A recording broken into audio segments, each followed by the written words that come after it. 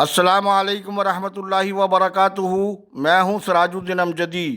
آج کی خصوصی رپورٹ کا آغاز حالیہ جنگی صورتحال میں ایران نے اسرائیل میں 0 اسکولوں اور 0 طبی سہولیات کے اداروں پر بمباری کی۔ اسرائیل اور امریکہ نے ایران میں اب تک 600 اسکولوں اور 290 طبی سہولیات کے اداروں کو اپنی بمباری کا نشانہ بنایا، پھر بھی میڈیا انہیں دہشت گرد اور جنگی مجرم کہنے سے قاصر ہے۔ اسی طرح پاکستان میں سرکاری صحت کے اداروں میں ہونے والی کرپشن اور نجی شعبہ صحت میں غریب مریضوں کے ساتھ ہونے والی مالی لوٹ مار میں میڈیا کا کردار واجبی سا ہے۔ صدر مملکت وفاق کے بجائے سندھ کے اجلاسوں کی صدارت کرنے لگے۔ اسکرین پر اجلاس کی صدارت کرتے ہوئے تصویر بھی ملاحظہ فرمائیے۔ باب الاسلام سندھ میں سرکاری اور نجی طبی تعلیمی اداروں میں طالبات کی ہراسگی اور اموات معمول بنتا جا رہا ہے۔ سندھ پبلک سروس کمیشن نے ڈاکٹروں کی قابلیت کی جعل سازیوں کو بے نقاب کر دیا۔ سندھ سروسز اسپتال کراچی میں کرپشن بچ گئی، دھول اڑ گئی۔ سول اسپتال کراچی میں کثیر المنزلہ عمارت کی تعمیر میں ہسپتال کے ایم ایس کی غیر معمولی دلچسپی، وقت ہونے پر دیگر اور بہت کچھ۔ جن ناظرین نے چینل کو اب تک سبسکرائب نہیں کیا ہے وہ صحت اور صحت سے جڑے مسائل سے باخبر اور سرگرمیوں سے بر وقت باخبر رہنے کے لیے پہلے چینل کو سبسکرائب ضرور کر لیں۔ جن دوستوں نے سبسکرائب کر لیا ان کا تہ دل سے شکریہ۔ پروگرام اچھا لگے تو لائک، فالو، کمنٹس اور شیئر بھی ضرور کر دیں۔ ناظرین کرام، آج سندھ میں صحت کے سرکاری اداروں کی زبوں حالی اور بربادی کے عوامل میں جہاں سسٹم کرپشن و دیگر وجوہات شامل ہیں، اس میں ایم پی ایچ کی جعلی ڈگری اور ہیلتھ مینجمنٹ کیڈر کا بھی بڑا دخل ہے۔ جیسا کہ حال ہی میں سندھ پبلک سروس کمیشن میں گریڈ 18 میں پیڈیاٹریشین اور اینستھیسیا کے ڈاکٹروں کی بھرتیوں کی امیدواروں کی چھان بین کے بعد زیادہ تر امیدوار متعلقہ تعلیمی اسناد کی ہیر پھیر میں ملوث ہونے کی بنا پر ہی نااہل ہوئے ہیں۔ ان فہرستوں کے عکس کی جھلک آپ ہماری اسکرین پر دیکھ سکتے ہیں۔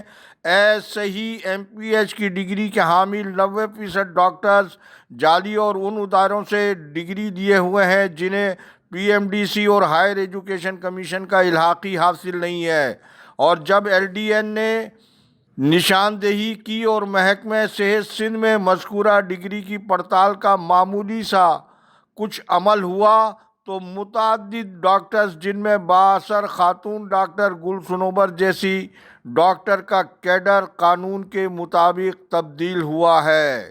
لہذا سندھ پبلک سروس کمیشن کے اس عمل کو محکمہ صحت سندھ میں سختی سے اپنایا جانا چاہیے اور متعلقہ تعلیمی اسناد اور ڈاکومنٹس کی تصدیق بھرتی سے پہلے ہی مکمل ہونی چاہیے۔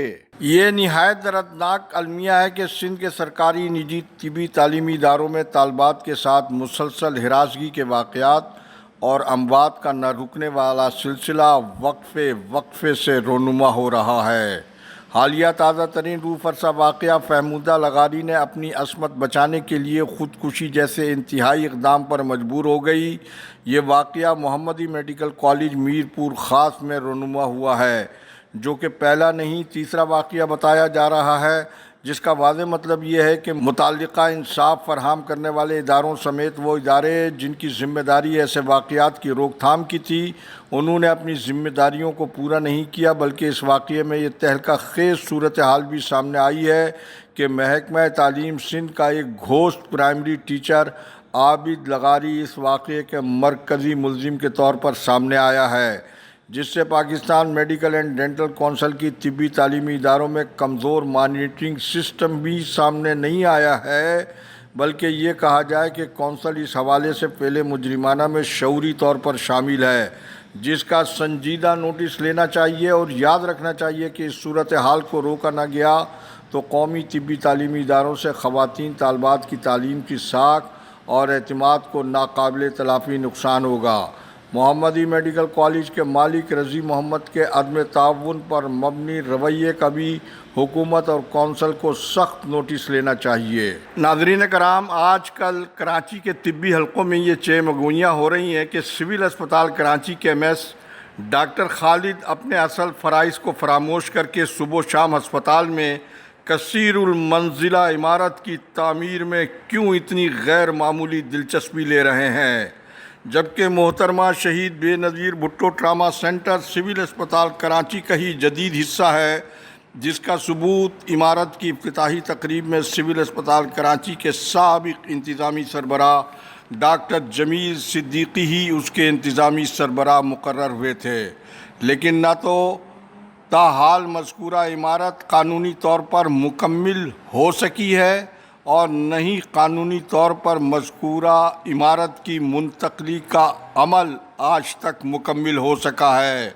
اس کثیر المنزلہ عمارت کی کارکردگی کا جائزہ لیا جائے تو آج تک نہ تو اس کا ہیلی پیڈ استعمال ہوا ہے اور نہ ہی یہاں متاثرہ حادثاتی مریضوں کو بر وقت ہنگامی طبی امداد کے بعد صحت یاب ہونے تک داخل مریضوں کو ڈسچارج نہیں ہونا چاہیے، لیکن ایسا نہیں ہو رہا ہے، بلکہ متاثرہ مریضوں کو طویل داخلے کا وقت دیا جا رہا ہے۔